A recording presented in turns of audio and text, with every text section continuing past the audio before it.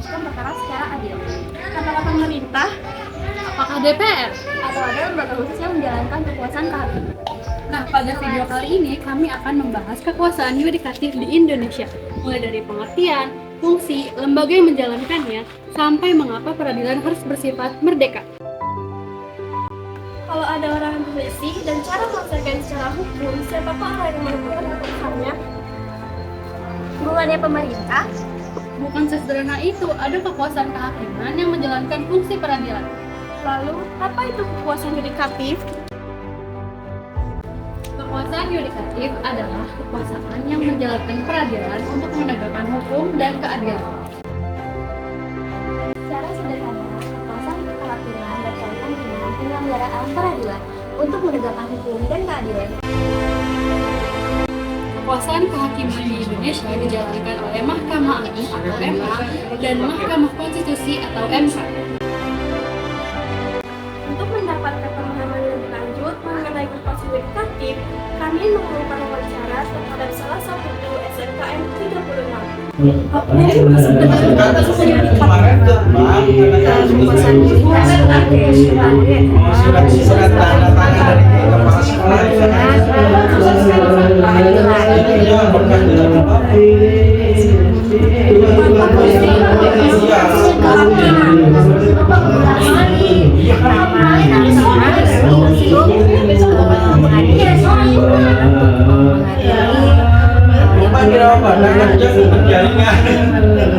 Lembaga apa saja yang menjalankan kekuasaan kehakiman di Indonesia? Yang aku tahu aja Bapak tanya Apa fungsi Mahkamah Agung? Apa fungsi Mahkamah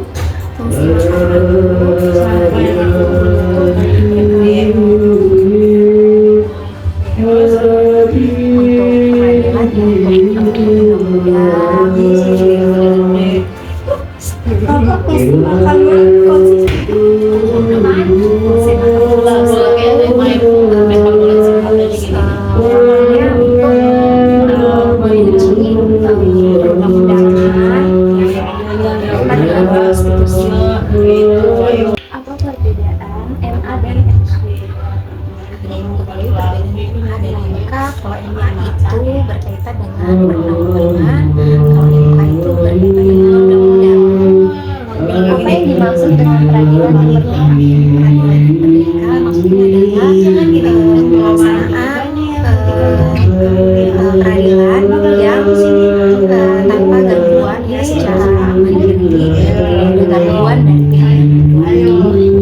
Mengapa kekuasaan kehakiman harus bebas dan campur tangan?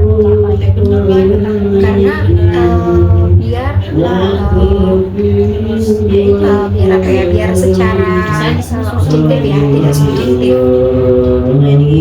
Bagaimana lembaga yudikatif berperan dalam menjaga keadilan? Objektif berperan melakukannya secara objektif, jadi tidak Bagaimana hubungan kekuasaan yudikatif dengan eksekutif dan legislatif?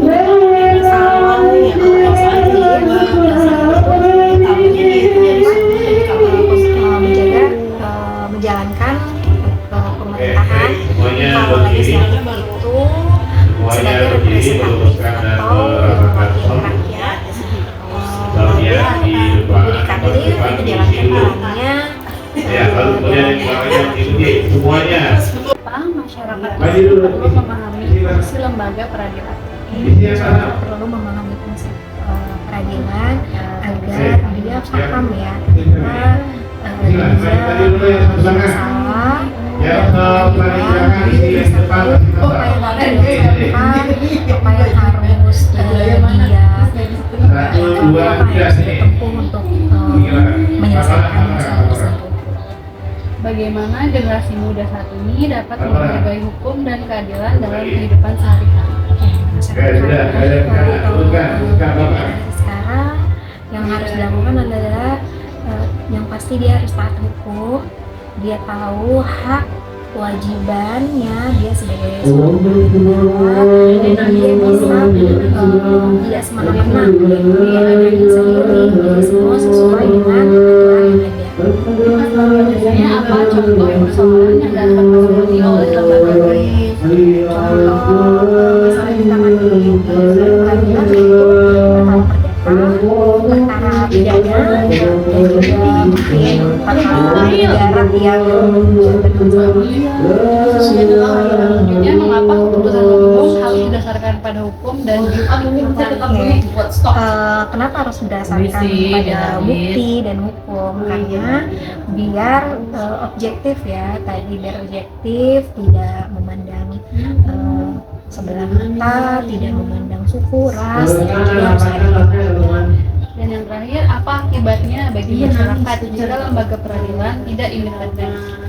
Yang terjadi pada masyarakat jika lembaga peradilan tidak independen, tentu saja tidak adanya rasa percaya ya dari masyarakat gitu. Jadi masyarakat yang sebenarnya pada sistem peradilan gitu, merasa yang lemah itu tidak akan dihargai gitu, yang punya kuasa pasti akan dimenangkan seperti itu. Jadi pasti perasaan tidak adil ya itu.